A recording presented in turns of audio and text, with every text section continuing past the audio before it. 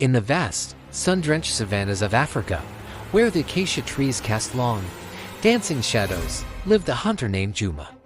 But Juma was no ordinary hunter. His skill was the stuff of legends, whispered from one village to another. His aim was so true that his arrows seemed guided by magic, and his knowledge of the wild was so deep that he could track a gazelle on sun-baked earth, or find a hidden spring in the driest of seasons. People said he was born with a spear in one hand and a bow in the other. He was strong, swift, and fearless. But with his great skill came a great and terrible pride.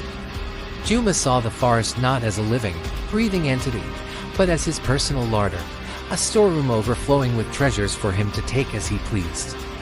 When he brought down a magnificent antelope, its graceful life ending at his feet, he felt no gratitude, no flicker of reverence for the spirit of the animal. He would simply admire his own skill, boasting to the trees themselves, "See how strong I am. See how clever. This forest belongs to me." He would take more than his family could eat, more than his village needed.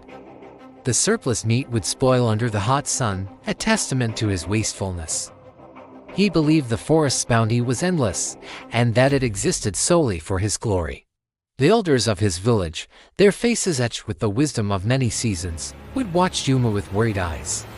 "Juma," one would say, his voice raspy like dry leaves, "you must thank the forest for its gifts. You must ask the spirits for permission before you take a life." But Juma would just laugh, a loud, dismissive sound that echoed unpleasantly through the peaceful village. "Spirits, old man, my strength is my spirit. My arrow is my permission." He would mock their traditions, their rituals of thanks, and their belief in the delicate balance between humans and nature.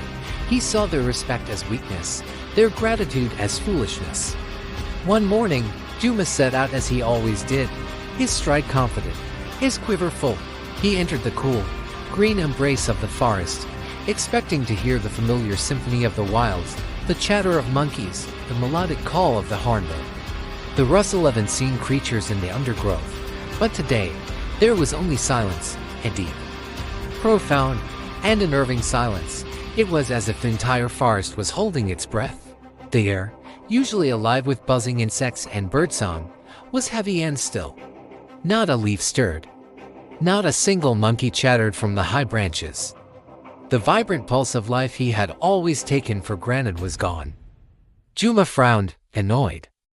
He walked deeper, his hunter's senses on high alert, but the silence only intensified. He followed a trail he knew always led to a herd of zebra, but the clearing was empty. He crept to the watering hole where the warthogs and buffalo gathered, but the water was still and undisturbed, reflecting only the empty blue sky. He spent the entire day searching, his arrogance slowly giving way to a knot of confusion in his stomach. The forest, his personal hunting ground, had become a ghost town. The sun began to set, painting the sky in fiery oranges and purples, but Juma returned to his village empty-handed for the first time in his life. The next day, he set out again, and the day after that, and the day after that. Each day was the same. The oppressive silence greeted him at the forest's edge and followed him like a shadow. The familiar paths felt alien, the towering trees like silent, judgmental giants.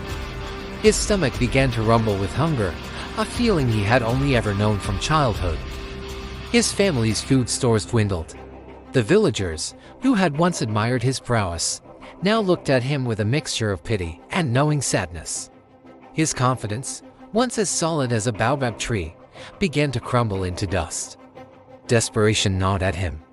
His strength was useless against an enemy he could not see or fight. His skill was worthless in a world devoid of prey. One evening, weak from hunger and haunted by the deafening silence, Juma fell to his knees at the edge of the forest. The arrogance was gone, washed away by fear and humility. He looked up at the great, ancient trees, their leaves dark against the twilight sky, and for the first time, he saw them not as timber or obstacles, but as ancient, living beings.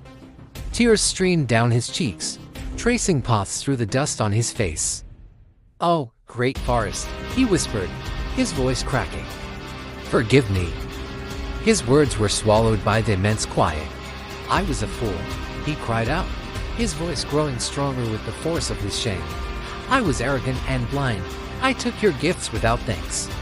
I mocked your spirit and disrespected the lives you nurture. I see now that my strength is nothing. Without your generosity, my skill is empty. Without your life, I am nothing without you." He stayed there for a long time, his head bowed to the earth, the cool soil beneath his hands a connection to the life he had so carelessly abused. He made a solemn promise, not to the empty air, but to the very soul of the forest. "If you will give me one more chance," he vowed, "I will never again take more than I need. I will honor every life I take. I will teach my children to respect you, to listen to you, and to live in balance with you. I will be a guardian, not just a taker." As the first light of dawn touched the horizon, a faint sound reached Juma's ears. It was a sound so small, he thought he had imagined it. A single cricket chirping. Then another. He lifted his head. A bird began to sing, a tentative, beautiful melody. A gentle breeze rustled the leaves above him, making them whisper. Slowly, cautiously, the symphony of the forest returned. The chatter of monkeys echoed from the canopy, and in the distance, he heard the familiar call of a hornbill. Juma stood up, his heart filled not with pride, but with overwhelming gratitude. As he looked into the trees, he saw a pair of gentle eyes watching him. The young antelope stood just a few yards away, calm and unafraid. It was a gift. An offering, not a test. Juma slowly reached for his bow, but this time, his movements were different.